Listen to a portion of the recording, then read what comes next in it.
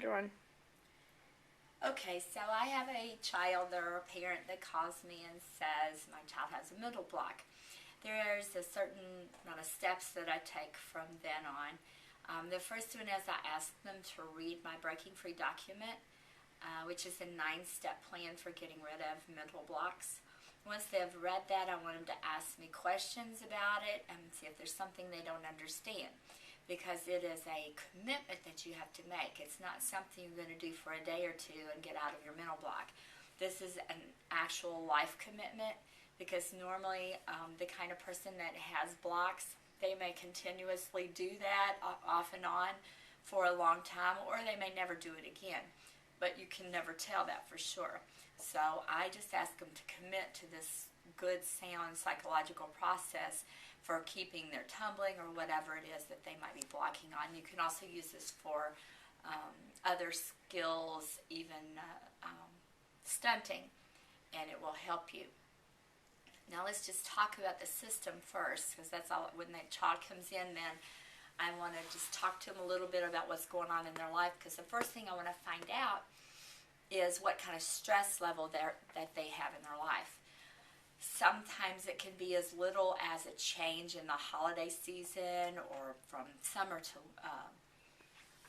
to winter, just a transition time in their life, and that causes enough stress to shut down their nervous system, so nerves can't give the messages to the muscles to tell them what to do, and they're tumbling.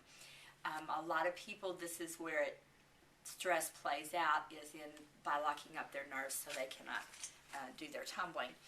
For other people, it'll take a different method. But I try to find out what their stress level is. Sometimes they've got a lot of school stress. Sometimes they've got home stress. Sometimes somebody in the gym may be pushing them a little bit too hard or demanding too much at one time. Anyway, we have to get to the root of what the big stress factor is and try to teach them how to relax. To relax, they have to be able to consciously feel their body when it's tight.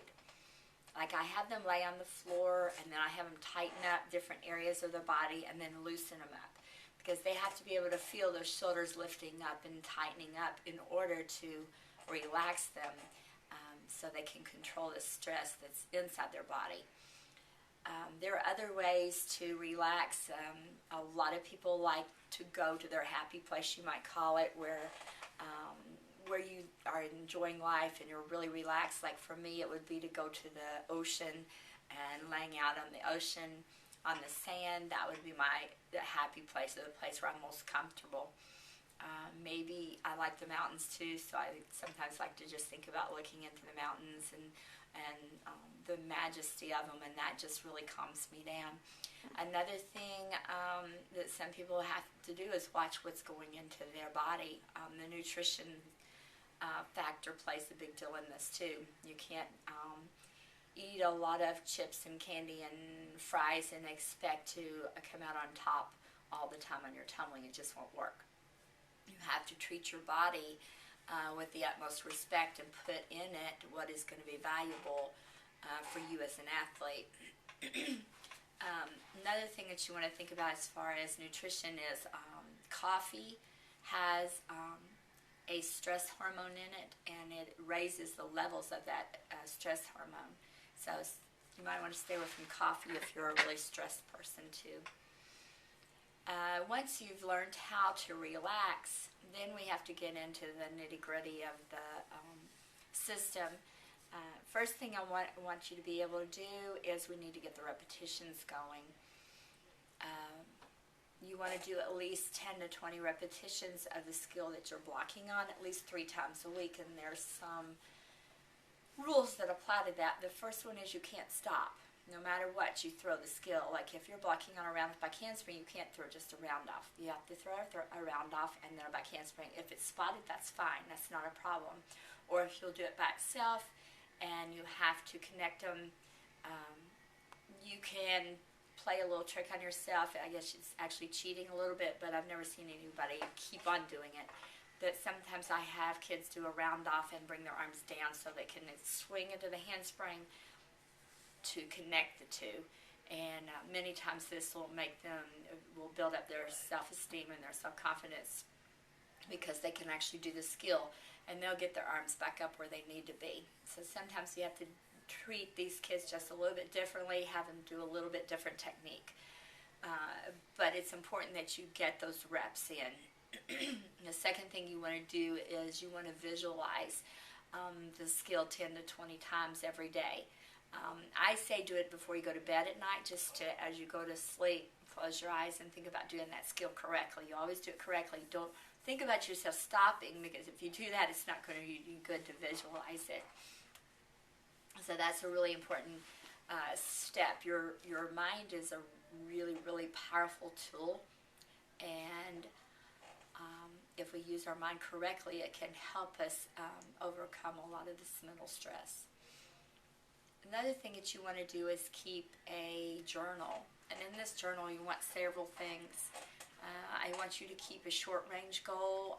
For mental children, this may be even a weekly goal. Maybe it's as much as I'm going to do 5 in a row, spotted, without stopping or without balking.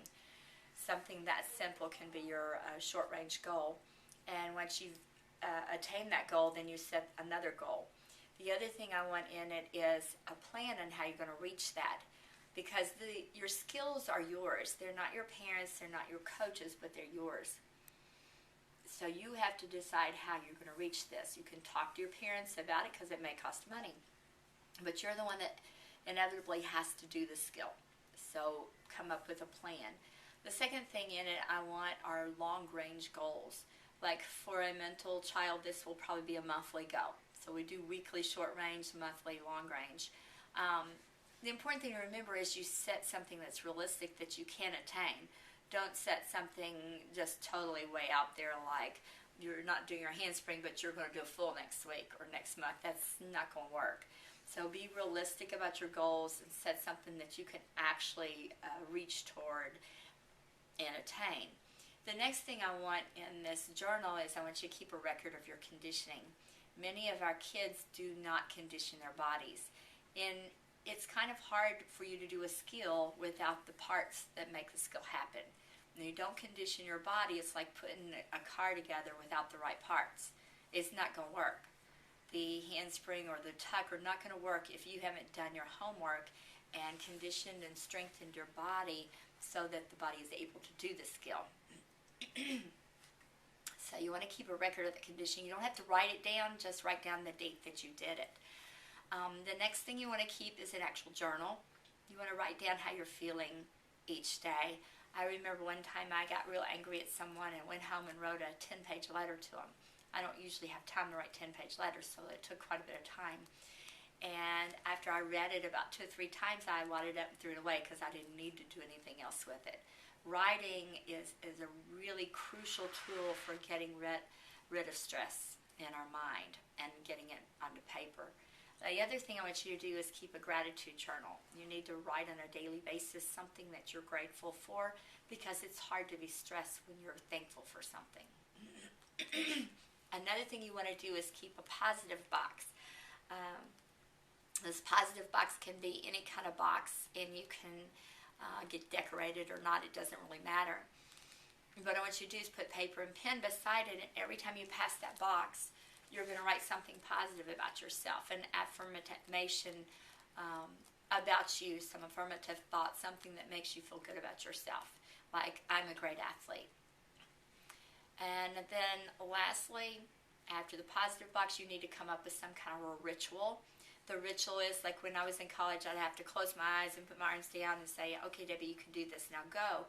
If I didn't do that, I didn't go. So you have to come up with some kind of ritual that's going to help you.